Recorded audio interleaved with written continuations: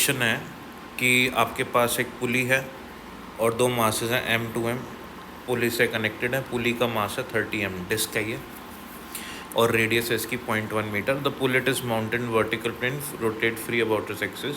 To masses release from rest and it has descended to 3.6, what will be speed.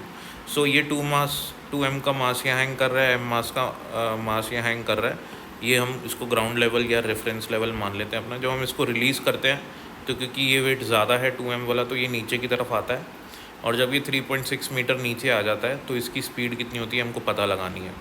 हम मान लेते हैं कि जो m वाला मास है इनिशियली ग्राउंड से x हाइट पे होता है, तो क्योंकि जब ये वाला मास नीचे आएगा 3.6 मीटर नीचे आएगा, तो ये वाला मास 3.6 मीटर इस ओरिजिनल या इनिशियल हाइट से 3.6 ऊपर चला जाएगा। तो यानी कि ग्राउंड से इसकी जो फाइनल हाइट होएगी m मास की, वो कितनी हो जाएगी 3.6 + x। ठीक है।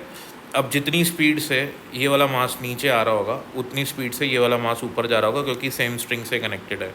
तो रस्सी का पार्ट हर पार्ट का सेम वेलोसिटी होगा, सेम एक्सेलरेशन होगा, सेम ही डिस्प्लेसमेंट होगा। ठीक है। तो अब हम इसको सॉल्व करते हैं। तो यहाँ पे कोई एनर्जी का लॉस हो नहीं रहा है, तो टोटल एनर्जी इनिशियल बराबर टोटल एनर्जी फाइनल रहेगी। यहाँ पे इस डायग्राम को मैं थोड़ा सा इधर ले लेता हूँ और थोड़ा छोटा कर लेते हैं इसको। सो टोटल एनर्जी इनिशियल बराबर टोटल एनर्जी फाइनल रहेगी यहाँ पे हमारे पास। ठीक है ना।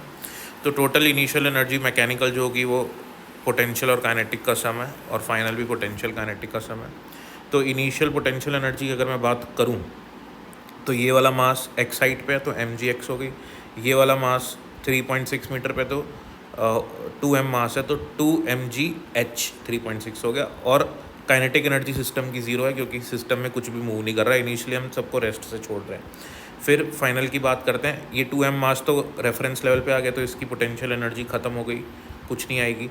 ये वाला जो मास है ये ऊपर चला गया, तो इसकी टोटल पोटेंशियल एनर्जी हो जाएगी mg 3.6 + x। ठीक है। अच्छा, अब काइनेटिक एनर्जी की बात करते हैं। ये वाला मास यहाँ जब पहुँचता है तो इसकी स्पीड v हो जाती है, तो इसकी काइनेटिक एनर्जी होगी ½ mv²। ये वाला मास यहाँ आ गया तो इसकी हो गई ½ m, इसका मास 2mv²। और ये डिस्क भी रोटेट करने लगती है तो इसकी हो जाती है रोटेशनल काइनेटिक एनर्जी ½ I ω²। अब इसको सॉल्व करते हैं अपन फर्दर, देखो कैसे है। ये mgx है, इधर भी mg और x आ गया, तो mgx लेफ्ट में राइट में कैंसिल हो गया।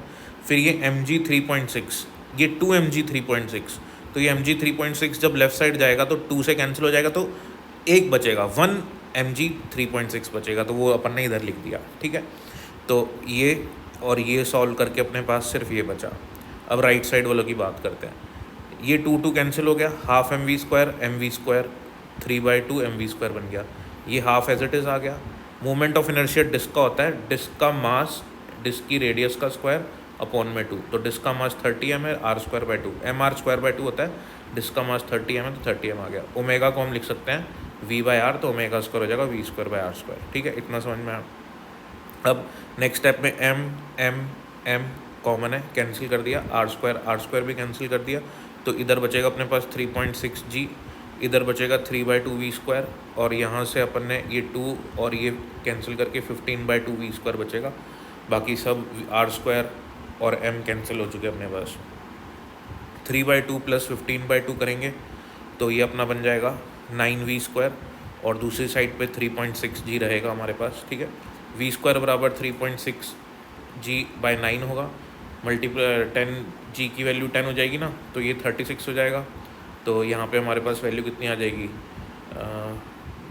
हमारे पास आ जाएगा 36, और ये हो जाएगा 94, और v² = 4 आएगा, तो v बराबर अपने पास 2 मीटर पर सेकंड आ जाएगी अपनी स्पीड। यानी कि जब ये यहाँ पे आएगा तो इसकी स्पीड 2 मीटर पर सेकंड हो जाएगी। Thank you.